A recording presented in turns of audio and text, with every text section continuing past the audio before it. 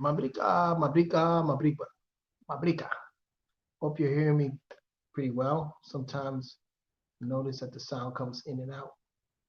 Make sure I got this microphone on. It is on, yes.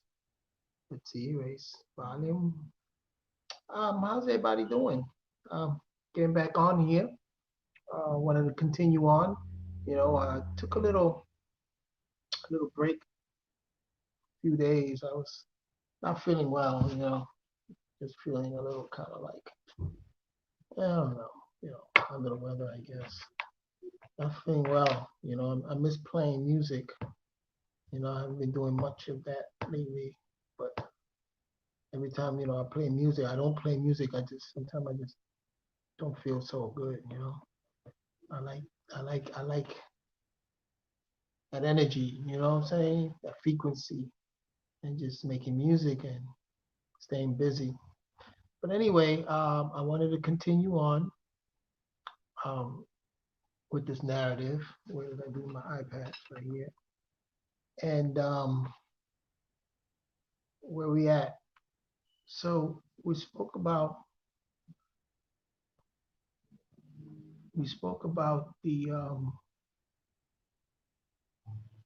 these children of these Ben Elohim, the children, the sons of the Elohim that were taking these daughters of men. Okay, so we left off for that.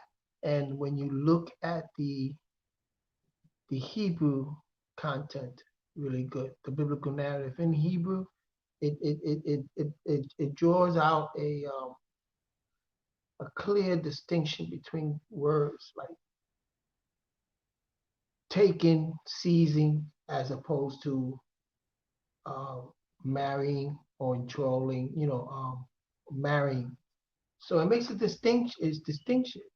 It distinguishes between that you have these sons of the Elohim. Remember, the Elohim were like your Anunnakis that were your magistrates, the judges, the people of hierarchy. It's like in today's day and time, your judges, your municipal officers. Those are the Anunnakis. When you go into these geographic areas, you see these tablets, and it lays it all down in these tablets. And there's almost 8,000 tablets that even haven't been deciphered yet, haven't been translated.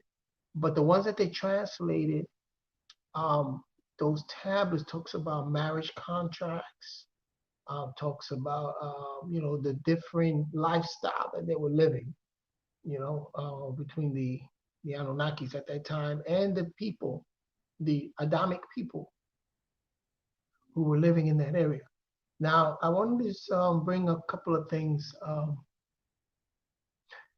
I was thinking about that, when you look at slavery, it was a form of the first form of what you say slavery was, because when you have Elohims creating a border, and remember the border went out as far as Ethiopia, the white, the Blue Nile, as far as up to Tigris, Euphrates, encompassing like Syria, Turkey, Iraq, and Iran, that whole area. And remember, there was no Red Sea, and there was no Suez Canal. There was none of that, because all the land before the continental shift, the plate tectonic shift, moved all these land masses together. So you have this border. Now think about it. They created this border, enclosed garden called gland, right?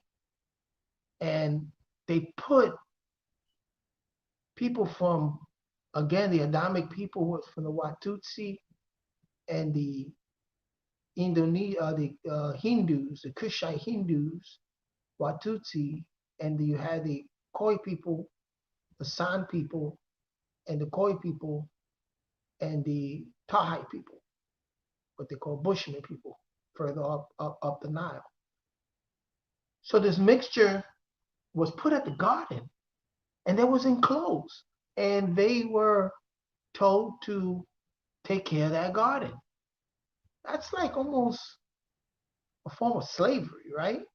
I mean, when you look at it, because when they did partake of that fruit of good and evil, that particular fruit, the poppy plant, right? They were ousted out of there. So the borders were closed. So it was like they were enclosed inside this border, you know? So you said it, so that's a form of imprisonment, encampment. You know what I'm saying?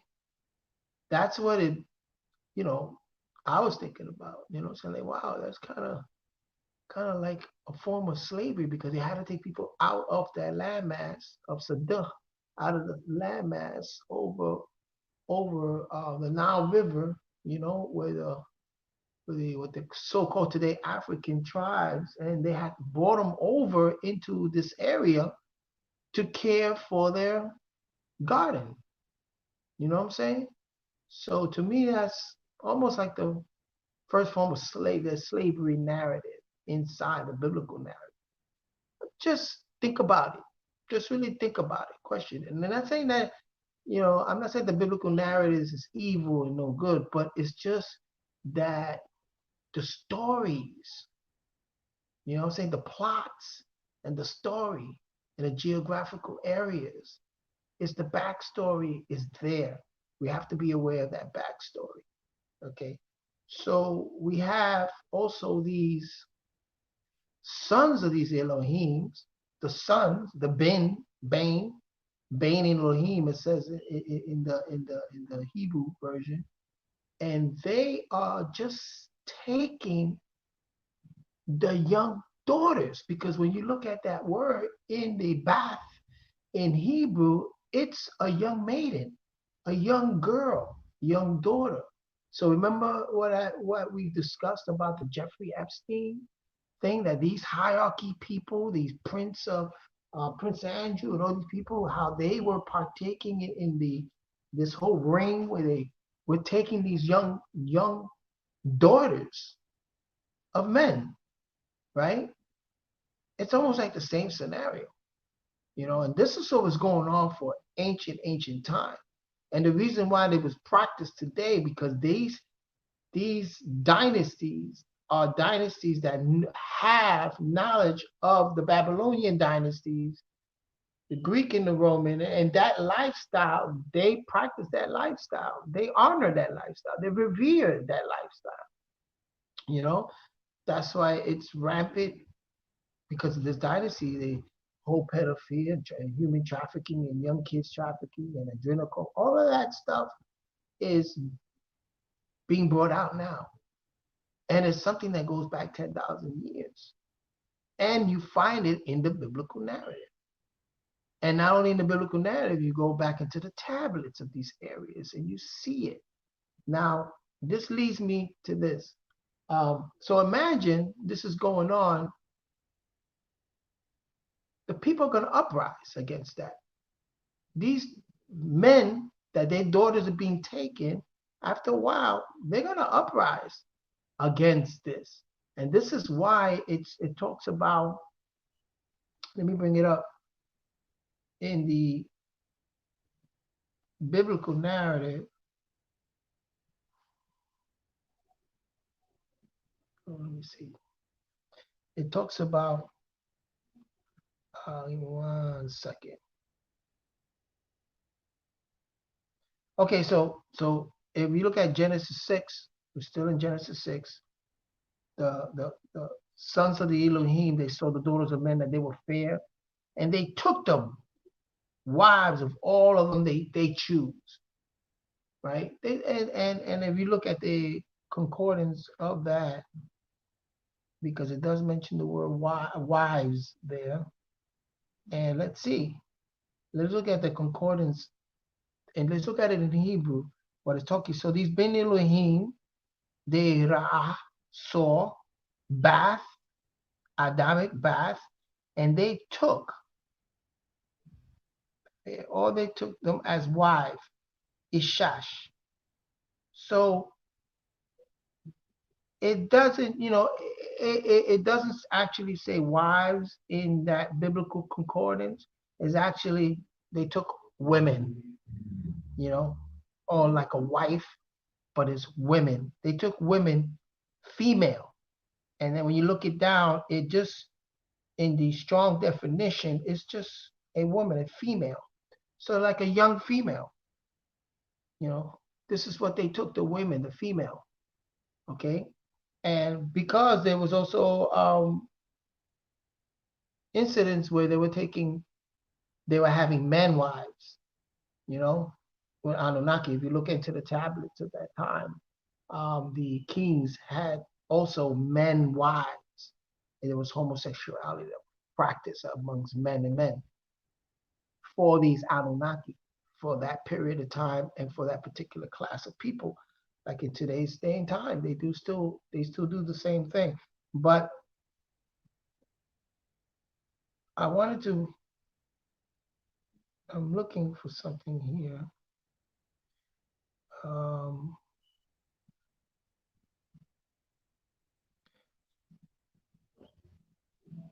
so it looks about that. So these Elohim, they look upon Earth. Now you gotta also. It's a lot of work, man, because you gotta look at the Bible concordance. Earth is Eret.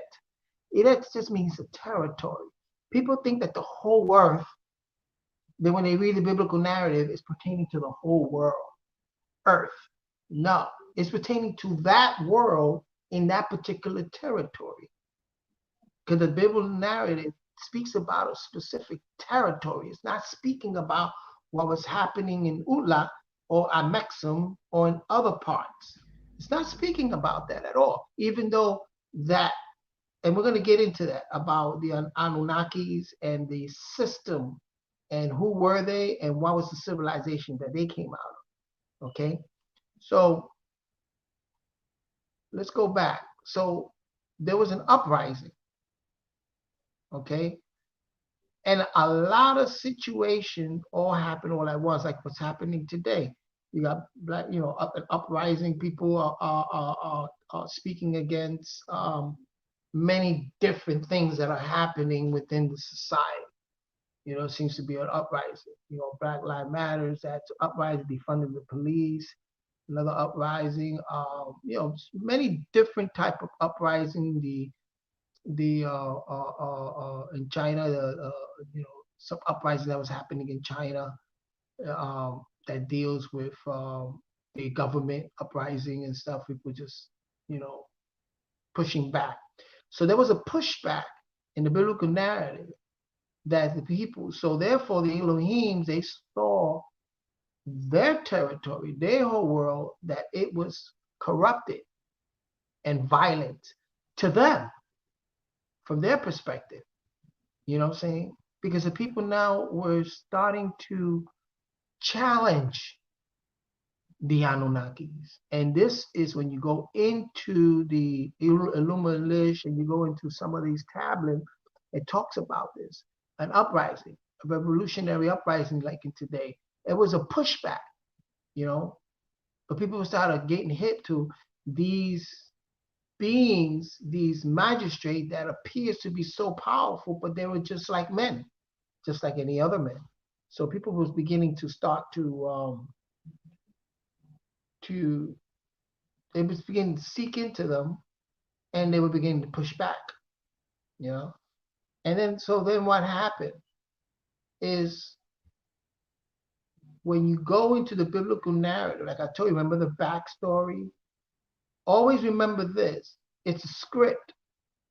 There's backstory. I always bring up the example, for instance, The Godfather. You know what I'm saying? When The Godfather, you look at the Godfather script by Mario Puzo, and you see, first of all, there's a little Vito Corleone in real life. This is characters like Angelo Bruno, and they just put that story together. There was no situation, a lot of the situ plots in the movie, because those plots were happening in another, to other families. And so they put all this together. to create one storyline. Same thing with the biblical narrative. So when you read one of the stories and you go back into ancient time in Kemet, was the story of Ra. Now the story of Ra, what they call the, I believe it, man, I got it around here. I should have been a little more prepared. It's the, it's the celestial cow. One of the, I believe it's a celestial cow, that papyrus, that it speaks about the Ra, and the people started to uprise, push back on Ra.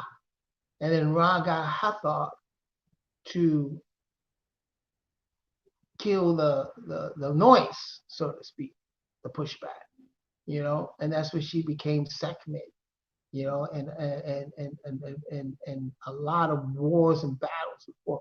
Now Ra, if you look at the deity in ancient Egypt of Ra, deals with the sun, and the sun is nuclear fusion, it's nuclear energy. So these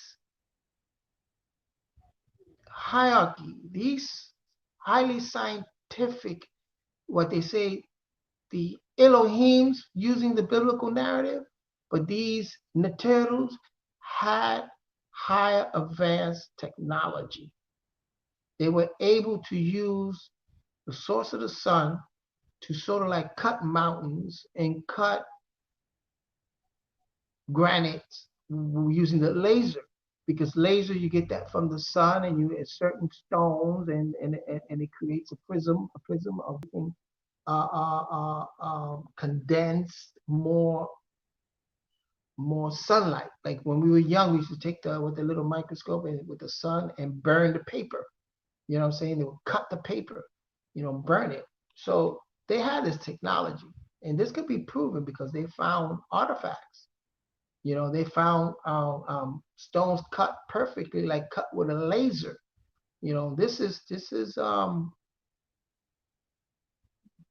it's documented. It's documented. Archaeologists have come across some of this stuff. So, but it's not so far-fetched, because you got the sun, you got this technology coming from the sun, harnessing the power of the sun. And so remember the continent all being before the tectonic plates, the plate tectonic, right? Shifted and drifted. There was a advanced super advanced scientific civilization. That's where you have the Anunnaki, the stories of the Anunnaki on one side. You had the Neterus on one side, you had the Kachinas on the other side, right? This was a civilization of different territories that were connected with Utla, and connected by way of pyramids and obelisks, because they were able to harness the power of the grid. The sun, as it bursting onto the earth, creates grids, and these grids are ley line, meridians for the earth, and they create points, power points, grids. You can look this up. This is geography. It's geography, and you can look it up. That there's points, that are connected. So it's like a harpsichord when it goes like this, and well, imagine this energy and a super advanced technology powering all these different territories. The territory in the where Iraq and Syria is at, that power there, because it talks about the technology that they had there that they found in Iraq. Look at the technology that they found in ancient Kemet, in the Giza, the pre-Giza plateau. Certain things that they unearthed there, even down to Sudan. You look at also in Mexico, for instance, in Mexico, in Central America also, and in South America, Peru. You're seeing this advanced super technology being distributed everywhere. And then you had all these ley lines and all these points where these pyramids were placed at. For instance, the Bermuda Triangle is one of those points. There's an electric magnet. There's a pyramid there because it's a triangle. Is a pyramid. They found a pyramid, a massive pyramid underneath those waters off the coast of Cuba, Florida, Bahamas, and Puerto Rico. They found leading into this area that also links up to the area in Japan, what they call the Devil's Triangle, right? All linked up, all linking up, and then linking up also to the pyramids of the sun and all that in Peru and in Mexico. All this was a system because those pyramids were power sources that a obelisk was also erected, and this energy grid was concentrated and was powering the city. This is a proven fact. This is archaeology again. This you could find in old tablets, in papyrus and tablet. So this ancient civilization, right? It was a civilization. So it had kings, it had magistrates, it had judges, it had scientists, right? So when the sons of these hierarchy, they started birthing their sons started to go out there and do all type of atrocity work. But they felt they were protected because they had the science and they had the magistrate and the judges, they had that on their side. But what happened is a class of people started to push back against them. And when they pushed back, there was a big war that broke out, and that's where you get the nuclear holocaust. Because remember, the Sahara Desert was also an area that was flourishing in vegetation, forests. The Sahara, all the way. So you're looking at this big landmass, even through the Sahara Desert and all this area, was very flourishing. But when these people who started to push back because they started to see the power that these hierarchy, the scientific power that they had.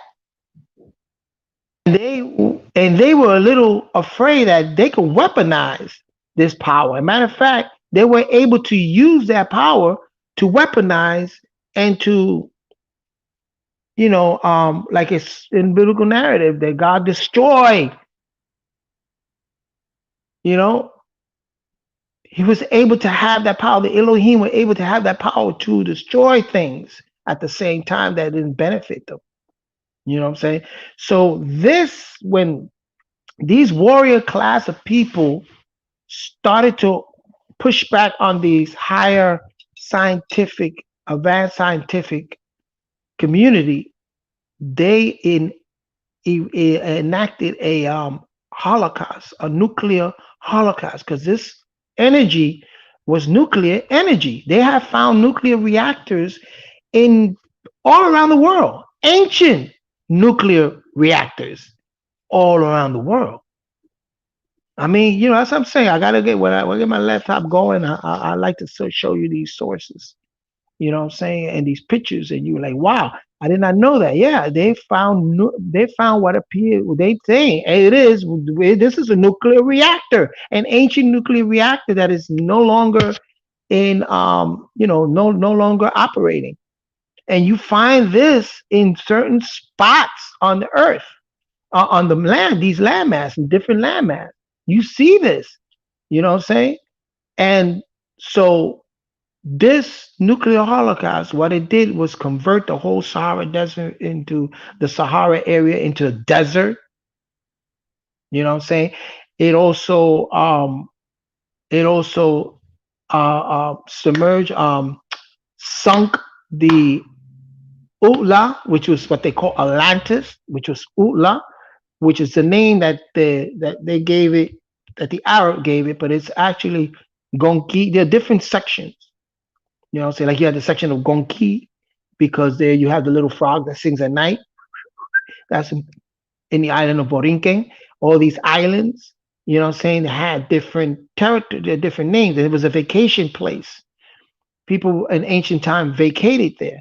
But it also was powered by the pyramid that's underneath the Bermuda Triangle. All of this stuff was above ground, was up above water into it, all sunk because when the nuclear holocaust set in, it set out a chain reaction, and that's how it caused also the plate tectonic to shift and move at 1 inch per year.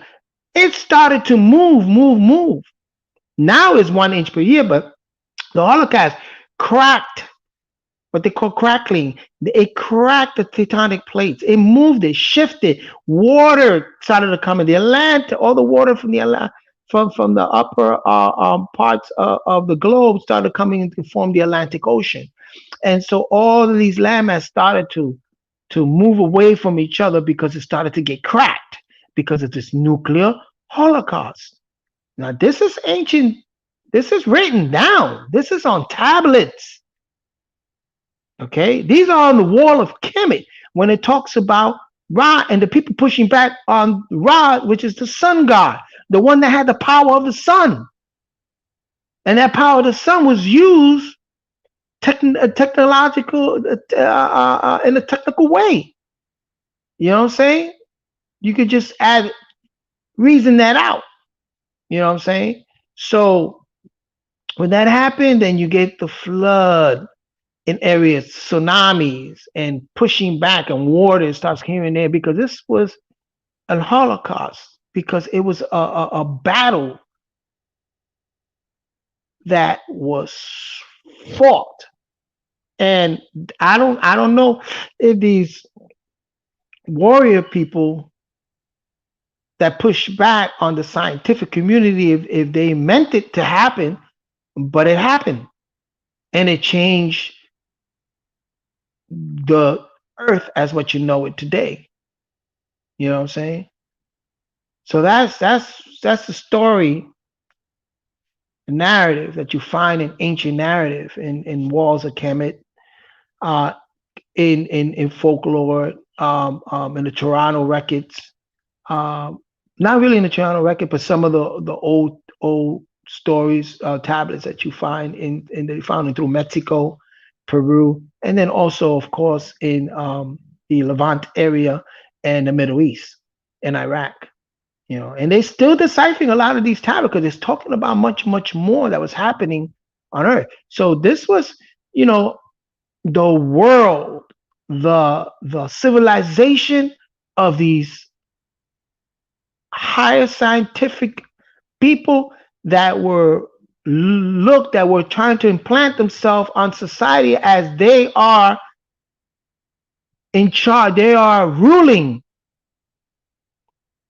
And so they took people from all areas, from South America, from in what they call Africa today, and they were using the people until the people pushed back. You know what I'm saying? And then you say, who were these people? Well, we'll go into that another time of who were these Anunnakis and these Kachinas, and and at that time also with the super scientific advanced civilization that existed before this one, that the Mayans talk about, that higher world, and it fell, and then this is the fifth world. One thing that one thing that well, was my thought a little bit there. Oh, it wasn't. You see, they found stone slab. They found the Nazca lines. You know, they also had the technology of arrows aerodynamics, and they had technology of gliders. They were able to soar the skies. They were able to create vehicles that were able to transport them through the sky. This is in those tablets. This is even in the biblical narrative when it talks about and you know, in Moses when in the tabernacle, when these crafts. So this is talking about even today's day and time. They have technology. They have crafts that people think they're coming from another galaxy. They're craft that are from here. They got technology. They 200 years ahead of technology that we see today around us. There is species or people that have 200 years advanced technology right now on this planet. That's why you see sometimes these craft, and you're thinking these craft are coming from somewhere else, but they're not. They're right here. Germany, under Hitler, they were big on that, creating these aerodynamic craft that look like saucers, and you see them. You know, they were working with a lot of technology, because this is the technology. Remember, because Hitler was huge on going around the world and gaining that technology through old tablets and old artifacts and tablets and deciphering. He had his scientists deciphering a lot of this stuff. This is old. This is technology that exists on this planet. And later on, we'll talk about how did this happen. Remember, this planet has been through few civilization. Civilization rises and civilization falls. We're now at this present moment when the fourth industrial revolution and this dynasty is done, ended. So imagine the technology that the fourth industrial revolution is going to bring about with the robotics, the AI, the VR. And this is technology that they have now. They keep this technology, but then 40 years later, it'll come out. But they have it now. You know, they have videos of people in the back lot of, think of Universal or one of the Marx Brothers movie, or what appears to be a cell phone in the 20s. And yeah, I think in the 20s, early 20s, because this technology was out there already, but few people had it. Few privileged people had it. Like, you know, they already knew, like they were putting it in movies. They'll put it in movies. Like James Bond had some technology, and it's magic. And you know what it's called? Technology is also magic. When you study magic, there are a lot of devices that when you go to these magic shop, there are certain devices, depending on the how you climb in that world of magic, there are certain devices that help you deceive and help you create certain scenarios, so you create magic. There are devices, and there is knowledge of certain things that a magician has that the layman or the or people out here are not into. That's how they get wild when they get a musician does some type of trick, like Doug Hennings or what is his name, Bland.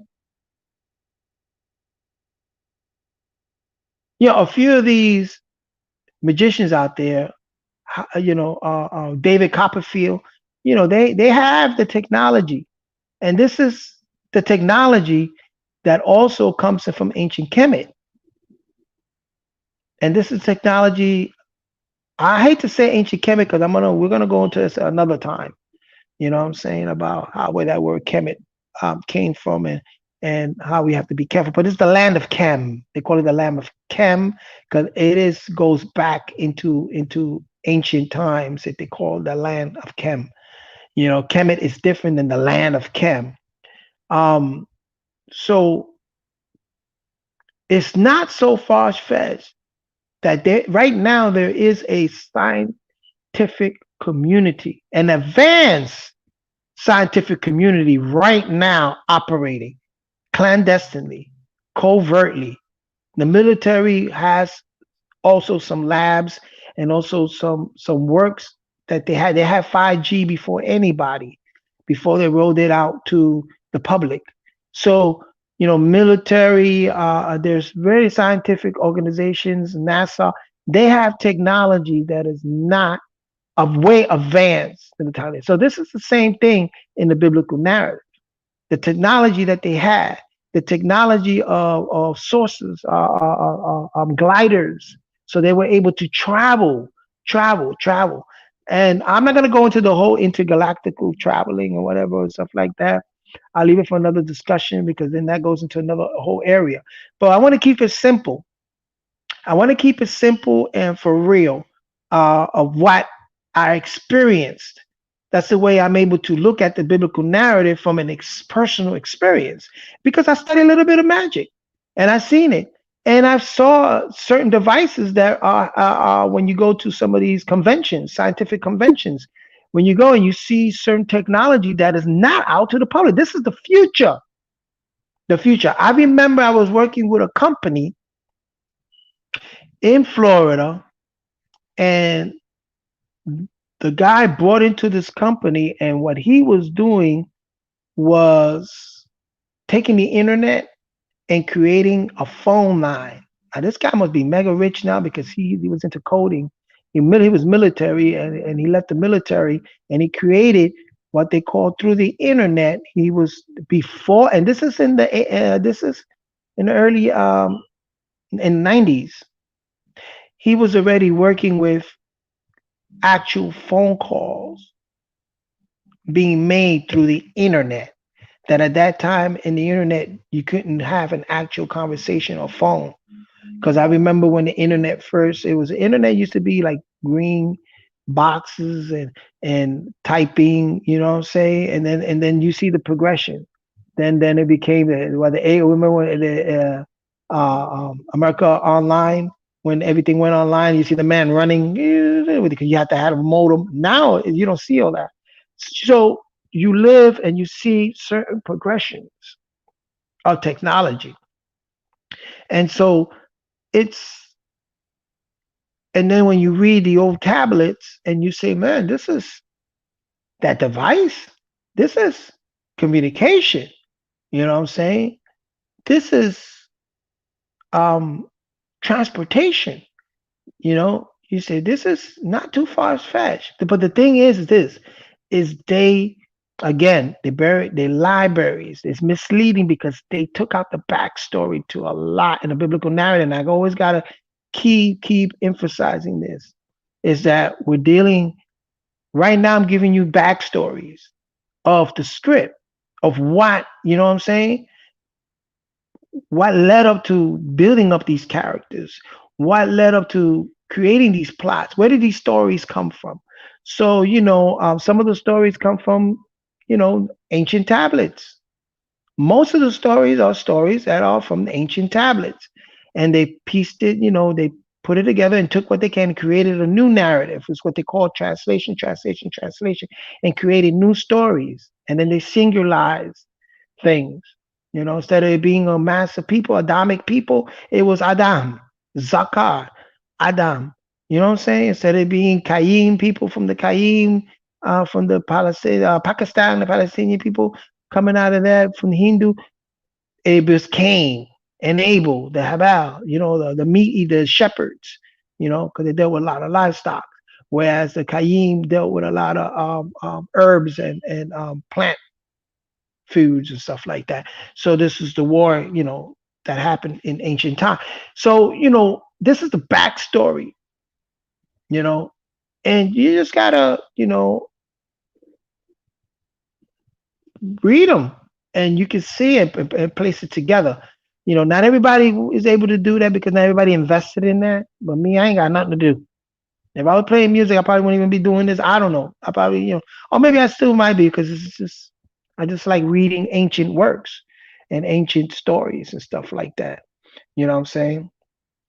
Now, I want to segue into the Most High. So now, when you look at the word the Most High,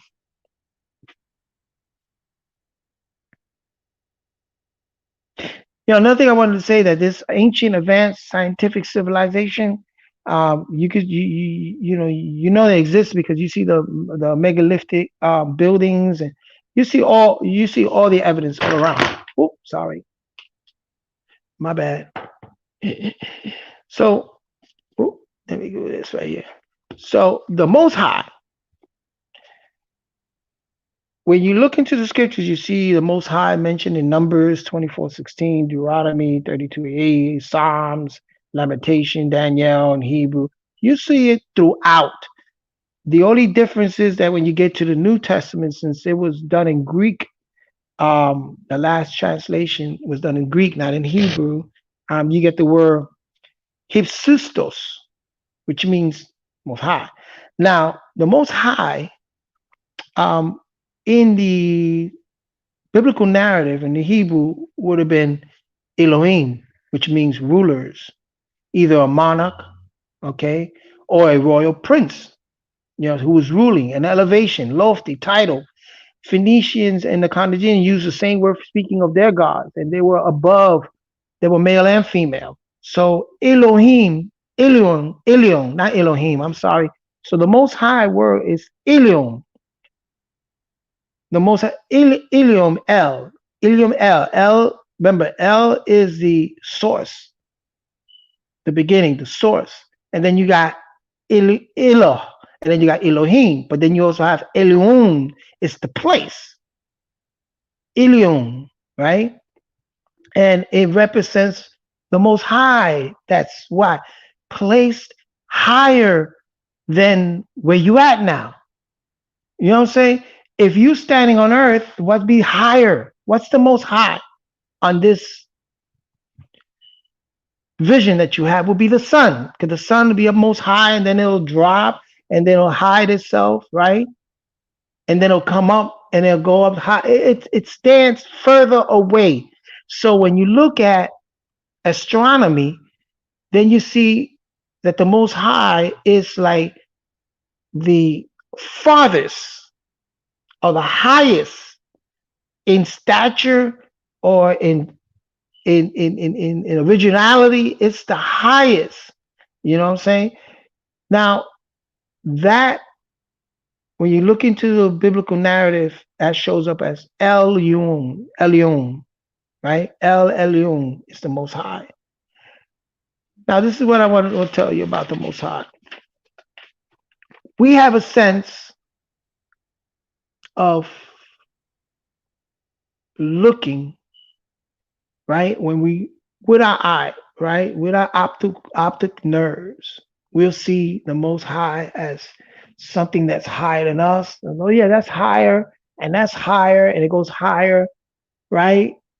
The airplanes are higher than where we at. So it'd be the most high at that time would be an airplane, because that's in terms of physicality. But now, when it comes to spirituality, the most high works like this.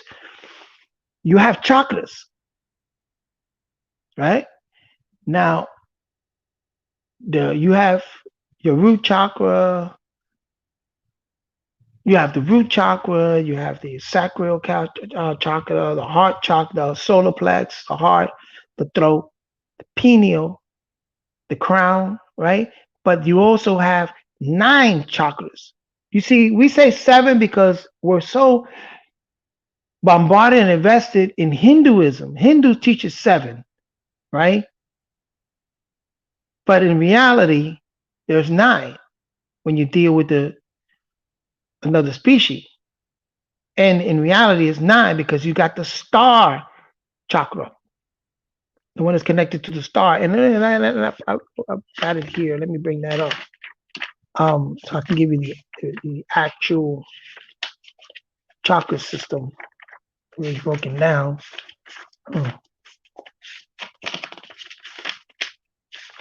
Where is it? Where is it? So the Q of the stuff. So you have, before the root chakra, you have the earth chakra, right? And that's where everything started from. That's the genesis. That's the generation of the earth. It's about grounding and anchoring, right? It's aligning your earth energy field, right? Ancestral patterns and genetic blueprint. It's your earth, your flesh, your earth chakra. Okay. Then you have the root chakra, it's the spine, right? Then you got the sacral chakra with the lower abdomen, right? And that's that chakra. Then you got the solar plexus. Remember, plexus is a bundle of gray matter. So just like your brain has a bundle of gray matter, it's also a plexus. You have another brain, what they call the fourth brain, because it's consists of the same matter that your brain has. And this brain here is called the solar plexus. Very important to your vitality, very important to your energy, your control, your ideas. You got the heart chakra, right? Which is superimposed with the heart. You got the throat chakra. Now you got your third eye chakra, which is the pineal gland. Now I want you to pay attention to the pineal gland. But let's go. You got the crown chakra and you got the star. The star one is remember is your connection to the source. Your crown chakra is your it connects you with your spiritual nature, right? So you got on top of your crown chakra, you have another chakra. So that's nine, what they call Arusha. Arushat in ancient Kemet, they would say Arushat, or those wheels, those centers, just like Earth has centers, meridian points, because it's getting it from the sun. Same thing with us. We have body has meridian points and it has certain points that interact with each other and it aligns itself. Those are those wheels, those points of energy. Now, the energy that right now we're going to discuss that deals with the most high is the pineal gland. The pineal gland consists of the same optic fiber nerves that your eyes.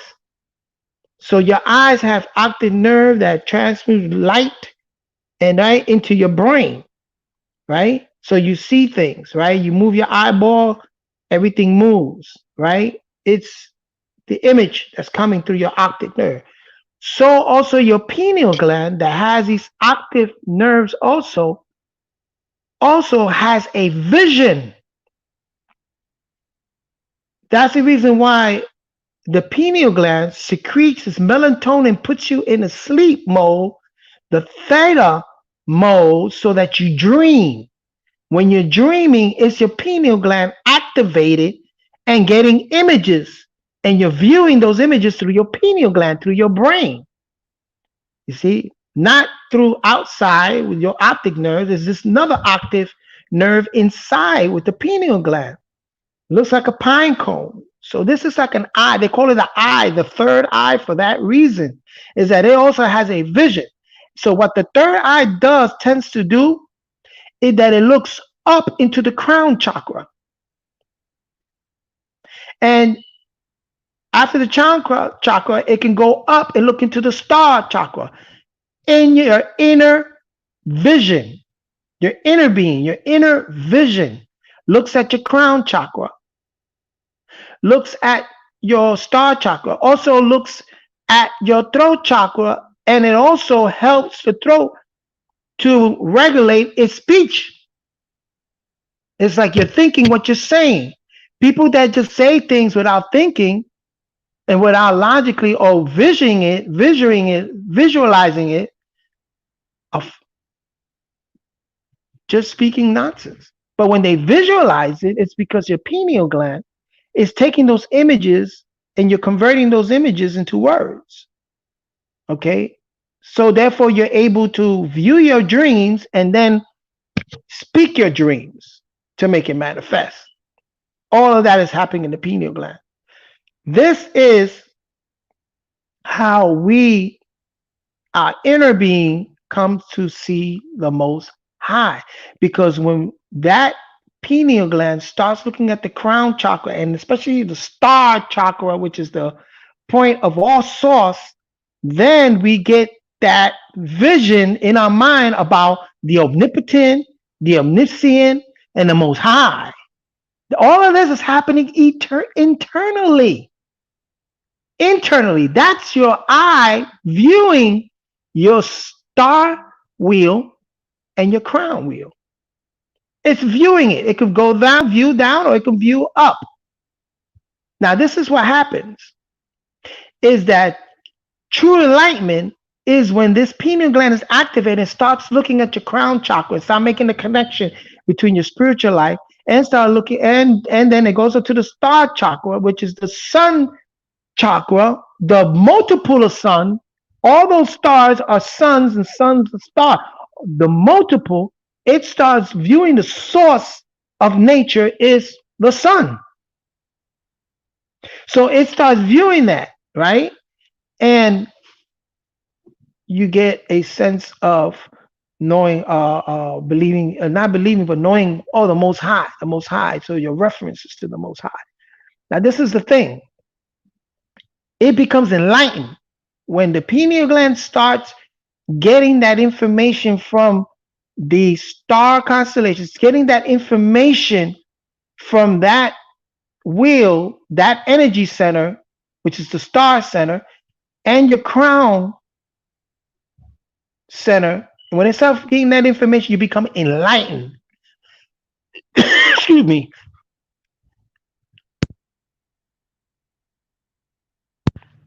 Excuse me there. You become enlightened. But this is the thing, what they figured out is they can block that energy that you get from the sun. They can block that and put you in the sunken place. This is how they do it. Because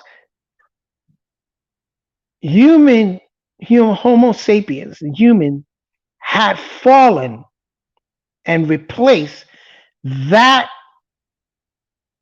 enlightenment with logos or writings or words. Another frequency. Because of the moon, instead of it being activated by the sun and nature and the source, it now was replaced, what they call eclipsed, with the moon energy. Now, the moon is enlightenment, but the moon light is not self-generated like the sun. The moon reflects the sun. In other words, pseudo. You know what I'm saying? It reflects that light from the sun. That's why you see it lit up, and then since it reflects it, it can light up the night sky. There's knowledge in that too. That's enlightenment. But the enlightenment of the sun itself is a higher enlightenment. It's the greatest enlightenment. What Homo sapiens, what happened is that now that sun was eclipsed, was blocked. That's what they're talking now about, how certain scientists want to block the sun, whatever.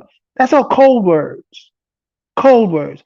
Because what they're doing is they're giving you logos, writings, that seems to be enlightenment work, but it's not enlightenment coming from you. It's enlightenment coming from another source, not the higher source, which is your own connection to the source. It's enlightenment coming from written sources. That's why you got to be very careful. People talk about, well, source up.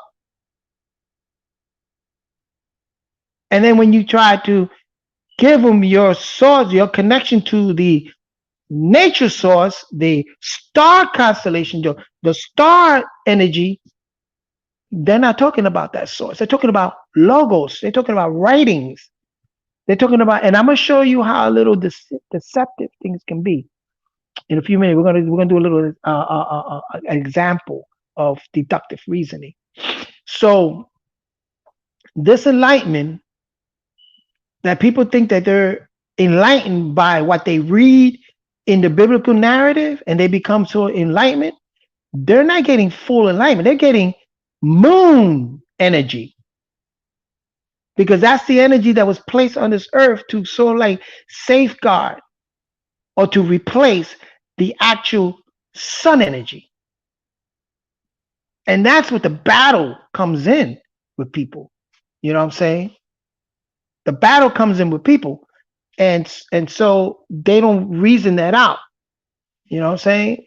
And some people become so invested in bits and pieces and libraries and books and articles and books and this. They get so invested in that and then they don't read for comprehension. They don't take that and put the pieces together and use their higher enlightenment, their true enlightenment, their star enlightenment, the sun enlightenment. They're not putting on the spectacle, you know what I'm saying, to gain that energy and to power up all the other energies in your spiritual body, in your etheric, that's linked up to your etheric being or etheric body.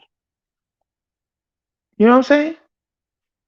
For instance, this whole thing, let's segue a little bit into this whole coronavirus thing. This is the thing. Some say that this is a natural occurring virus, right? I don't doubt that. Viruses come and they go, and viruses on Earth, and viruses could thrive itself and grab a host through animals. You know, they're saying this one particular, the bat, and then the boeing animal, and then from there it got into I think a restaurant. The first narrative was that it was in a restaurant, people eating bat, or people got infected with the bats. They were eating bats in China or whatever like that. You know, and then from there it spread throughout the whole globe instantly. This is the thing. Now there's other people on the other side say this is genetically engineered in the lab, and I don't deny that either. So I put both pieces together because this is what it is. You can have a virus that's in nature, right? But then how do you study that virus? You can't study that virus as its natural habitat. You have to bring that virus into a lab in order to create journals, in order to create what they call, scientific journals, and give it the scientific method. So you have all these articles saying, oh no, virus is natural because virus has this and RNA and has this and has that. How do you know it has that if you haven't taken that virus into a laboratory and tested or sensed it with eyes and experimented on it? How can you know? How can you know? How can you know a virus exists if people until people get sick? And when they get sick, then you have to grab that. You have to grab that virus from that sick person and isolate it and study it. How all this information, these journals coming out about all these viruses, SARS virus, the AIDS, and all this, and they say, "Oh no, it's conspiracy theory." Trigger word. So I say, well, wait a minute. You cannot investigate, observe a virus. It's a natural habitat. You got to bring it into a lab because you have to isolate it. And then you have to give it gain of function or gain or loss of function protocol. You have to use the scientific methodology that are used in the lab in order to figure out what this thing is. But in order to do that, already you have to commit certain protocols, certain techniques and skills about viruses. And you have to mutate into to a point. You know what I'm saying? You see how you got to think behind the scenes? It's like, so you're going to educate me about a virus. on information that comes from a lab. That means this virus had to be in a lab. You're not educating me on information observing from this virus in its natural habitat, because that's impossible. Impossible. Because it moves and you can't see it with your naked eye, a virus. You see what I'm getting with this? So yes, if it came from a natural occurrence, but that had to put into a lab in order to come out with all these journals, and also to ascertain this is a natural occurring virus. Well, how do you know it's natural if you haven't observed it and you haven't isolated and seen that, whoa, this virus is naturally occurring? Why? Because you see it occurring in a natural process that you are observing in a lab. Hello?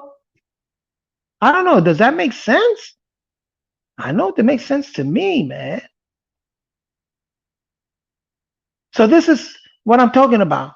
How if you enlightenment, if you are in tune, right, and you're able to use certain skills, natural innate skills to figure things out.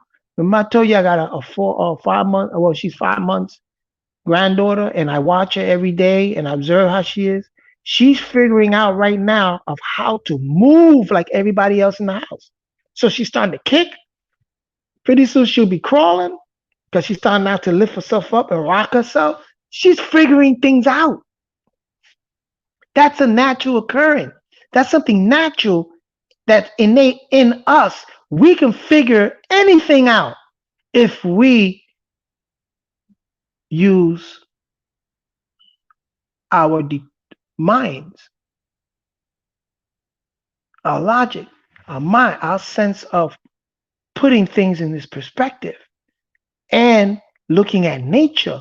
The nature is that star energy, star chakra. Well, I'm going to use chakra for the sake of this conversation because everybody is into chakra, the Hindu word chakra, and kundalini, they're into that, right? So for the sake of this conversation, we're going to use a chakra. So the star chakra is that star is a sun. The sun is a star.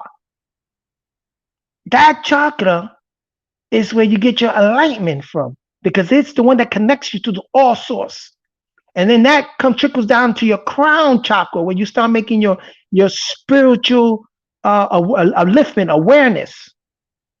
And then it goes down into your pineal gland and it starts lighting up. Its octave starts working. And a lot of times when your pineal gland secretes that melatonin and puts you to sleep and puts you in that dream state, a lot of times you get energy, information is downloaded into your brain because the pineal gland is in your brain, and then they start going into the cerebellum, the cerebrium, and everything. It start even helps your oblongata, which is the one that controls your breathing, and then it even does that even activates all of that, or activates all of the centers, and it lines up with all of your center down to your earth chakra, which is the lowest, the earth chakra, which is your ancestral blueprint, your genetic blueprint.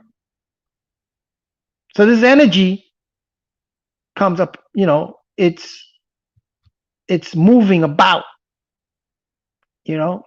and sometimes chemically they can induce that chemically, that with certain like ayahuasca and everything. But you have to be, when you do those type of rituals, it's very advisable that you consult a shaman first, or somebody, or a master spiritual leader that's dealt with that type of chemical, because the first thing they tell you got to get your diet right, because all of that, your diet, everything that your body's going through, and if there's some foreign entities in your body, it's going to come out in that state. It's going to put you in that dream state. It's going to activate that pineal gland, put you in that dream state, and all of that's going to come out. Nightmare, bad. You're going to have a bad trip. So they tell you, first of all, you got to clean your body out, detox, and you got to clean your body out before you can get into the ayahuasca or the toad, any of that. Now you're gonna have nightmares. You're gonna have a bad trip. So it's been done because if you look at for the first word Israel, let me look that up. First time that Israel, let me see. Give me 1 second here.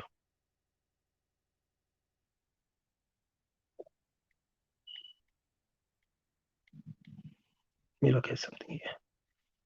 Let me see the first time that this Israel appeared. Searching must be all over the place. Woo.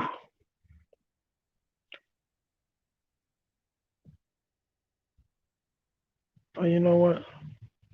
It's gonna take a while because okay, here. Genesis 32:28, but let's look at this. Okay.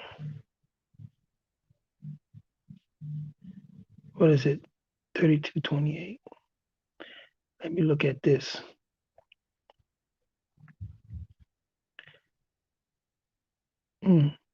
32.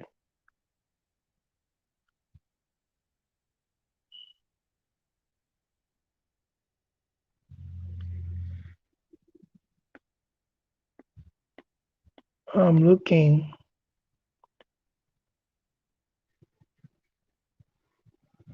Okay.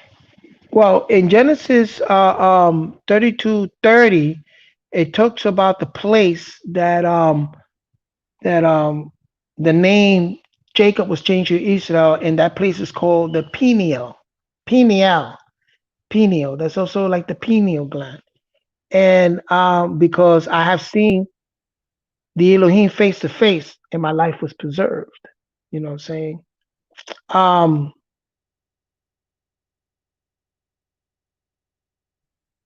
I'm trying to find.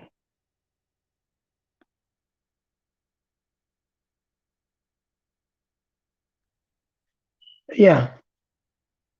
Okay. Okay. So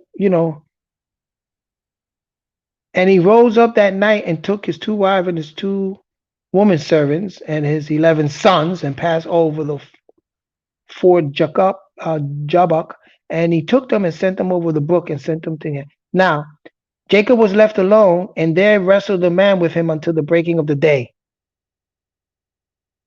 He was left alone, and he's over here wrestling with a man to the break of the day. You know what I'm saying? And then he saw that he prevailed not against him. He touched the hollow of his thigh, and hollow of Jacob's thigh was out of joint, and he wrestled with him. And he said, "Let me go, for the day breaketh." And he said, "I will not let you go, except thou bless me." Now, what they're not telling you here, this is all happening in the dream state because he fell asleep on the rock, and that's what he named it pineal. What it is that he, again, the dream state, and he saw the elevation of, he saw those elevations of energy going around in his body. But anyway, the point that we wanted to make is the fact is that pineal is mentioned when it called Israel means to ascend to the source, which is El. But again, this is biblical narrative, and this is the moon deity. Okay, El, the source, Elion El. It could have been a constellation they call Elion, or a place that's higher, than what it is now. Or El could have been what the Shamash, or what they call the sun, which is the source of all. You know what I'm saying? So Israel means to ascend into that source.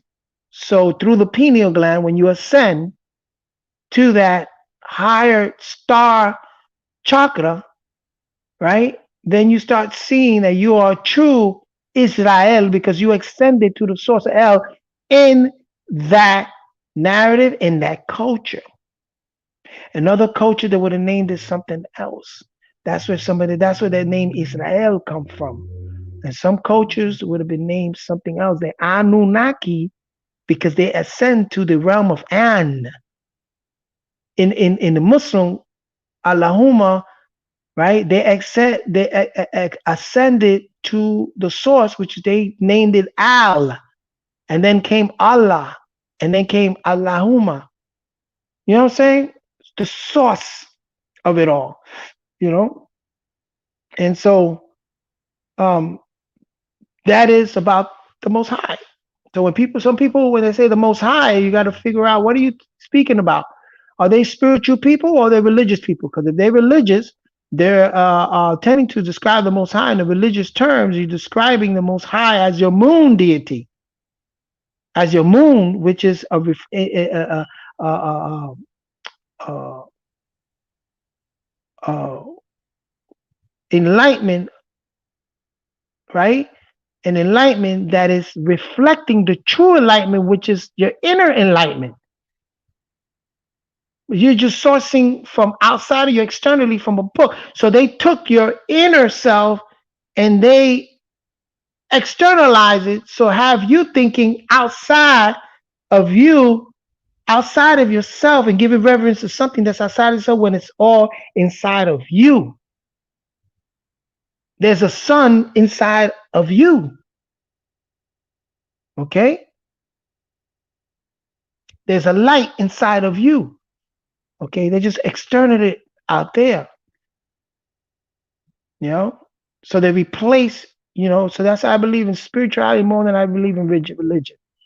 Because religion, again, it bounds you, and it's giving you half truths. It's misleading a lot of people. Because they're giving you bits and pieces of books, and they're burying you in these, a lie. When they say truth is a puzzle, when everything fits together as a puzzle, becomes a truth. But when things are separated, right? When you see somebody separate certain theories and separate certain books, it's because they don't want you to know the whole book, the whole truth. Because they're taking bits and pieces. They compartmentalizing it. You know. Now I don't want to sound too teaching and too preaching. At the same time, I'm learning myself right now. You know what I'm saying? But that's my take on the Most High and the pineal gland, of how that is related to the pineal gland. And that sense of looking towards that star energy, the sun, because you are a star. You have all the components of a star. They say all the components of the star is in your body.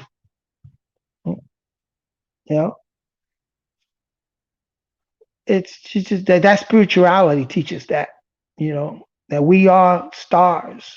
We have the stars, same components as the stars in our body, the stardust. You know what I'm saying? We have a sun, an inner sun in us, which is actually the solar plex. That's the reason why they call it the solar plex. You know what I'm saying? So like I said, your pineal gland can look to the solar plex and look up there, or it can look up to the star chakra, that part of you that's linked to the source. That's what it means, star chakra or star arusha. I wanted to real quickly, damn, I already did an hour already. Wow. Let me just touch very lightly on polygyny, because that's been a big discussion. And when I just read now about Jacob taking his 2 wives and his 2 women servants, and his 11 sons. So he had 2 wives.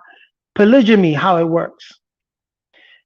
Now, polygyny is not about a brother going out there and going and sexing more than one woman, okay? And then marry more. It doesn't work like that. Even in the biblical narrative, you see that it is a business arrangement, okay? And most of the time, the first wife is the one that picks the second wife, because she has to get along with her at the same time. Even for the time, and if she don't get along with her, then she has to, distance herself. If she can do that, she has the right to do that. Okay, marriage is a contract. Fiance is is financial fiance, right? So when you're in the fiance stage, you should already be um um orchestrating or organizing yourself to become a business entity when you married. Like they talk about in business companies, married to each other, because now you become a entity. Both become an entity, right? So it has to be in place. Now, if you want to bring another entity and bring it into the fold, what usually the woman brings it into a fold to create a bigger corporation, or what they call an LLC, a multi corporation. The more women you have, the more multi corporation. It's all about business arrangement. Okay. If you cannot handle your first wife and have business with her and fulfill the contract, because remember, even when you get married, there's always an exchange of like a dollar. Any contract, you have to be an exchange, a monetary exchange. That's why in the back of the day, you had dowry. You had the man will bring a cattle to the family. There was an exchange because it was a contract. And then bring other entities in. There has to be contract also. So it's contractional. It's contracts. You know what I'm saying? It's not about a man going out there and saying, I'm gonna make some babies here, I'm gonna make some babies here, make some babies. That's not polygyny at all. You got it wrong. You got it wrong. It's not about, yeah, I'll be with this woman. That No, it's about the contract. You have a contract with your first wife and you want to expand the borders, expand the contract, you know what I'm saying, to benefit all the parties. That's when you bring in another entity, another woman. You know what I'm saying? So it has to be done right. You know, it's best that you have one woman who financially, if your guys can grow, so that you're able to contribute to the community or to the village and the community at a large sense, and you're able to grow and you know what I'm saying, and take care of multiple of children. Remember, it takes a village. It takes a village to raise children. Everyone. So if you have one mate and your guys are contract and you're flourishing, and you know it's not that you don't want to share with other people, but you're sharing it with the community in a different way, then that is okay. You know what I'm saying? But it's also okay too to, if you want to grow and then bring in, because you have a certain business. But let me tell you something. It's hard for you as a man or woman to have a business, right? And then you have employees or people that work for your business, help run the business, and they're have sexing with other people outside of the business. You know why that's hard? Because the person outside of the business can manipulate themselves or manipulate that business.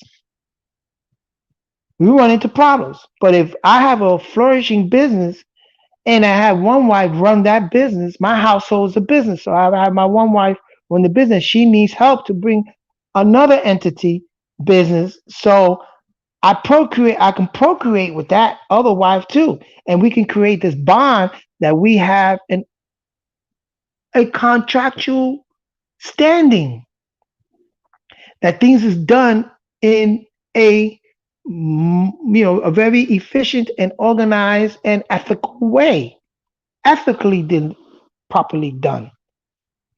Not crazy like in today's end time. Dudes are trying to have babies here and there and there and thinking that that's what the polygyny. And then they say, I'm for polygyny, but you don't know what polygyny is. You don't. That's foolishness. That again is lack of knowledge, foolishness, your lack of ethics. You know what I'm saying? So, I'm not against it. You know what I'm saying? I'm for it when it's done the right way. When it's done the right way and you see that it is a business contract.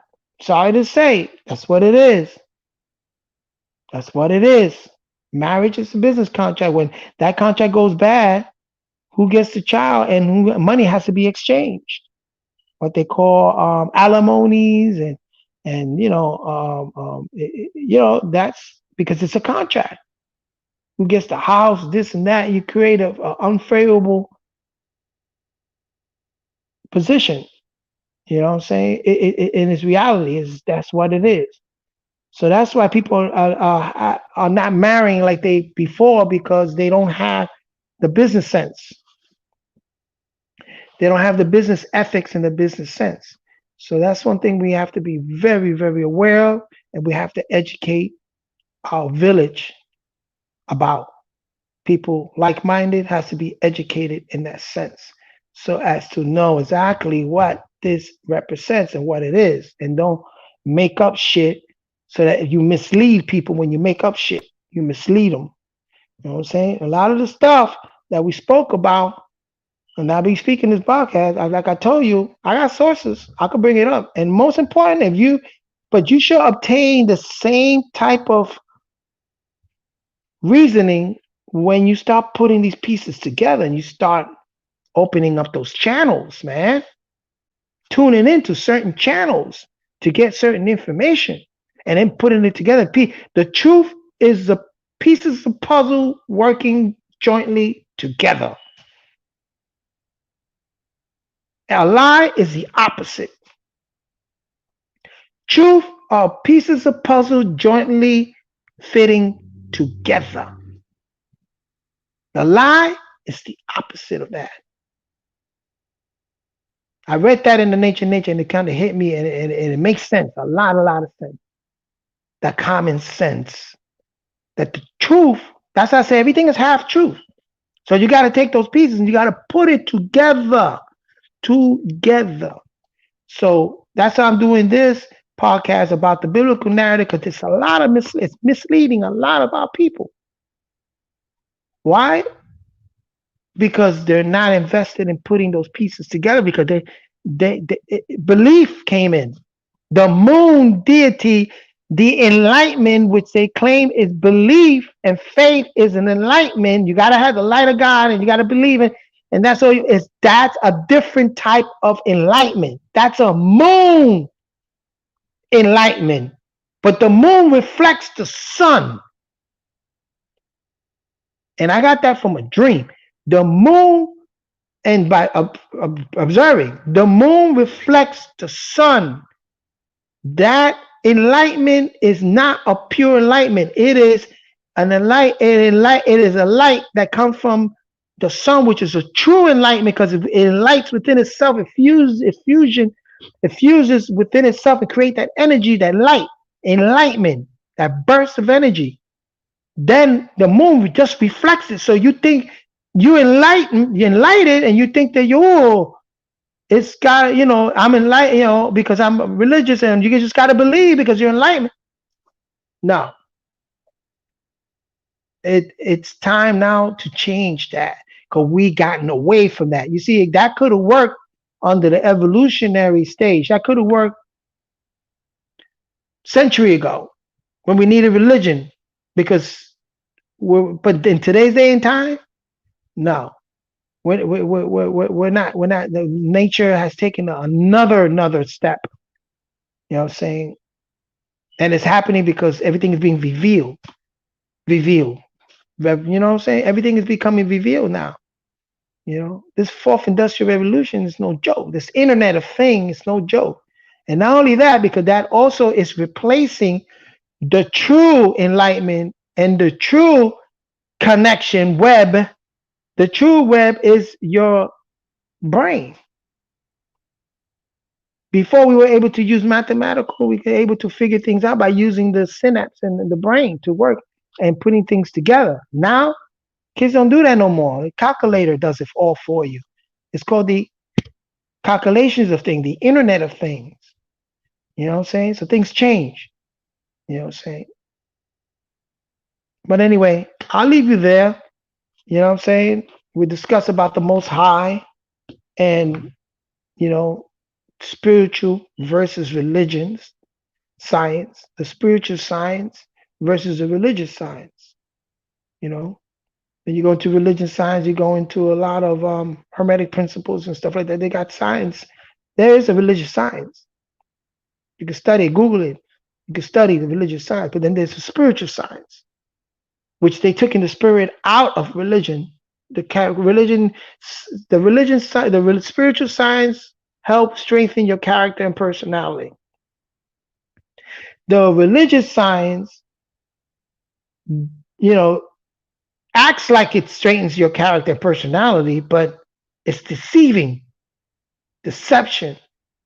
Like the moon is deceiving you, thinking that it is enlightened and it's lighting things up and that it is itself enlightened, but it's not. It's just reflecting the true thing. Okay? Peace. I'll leave you that, man.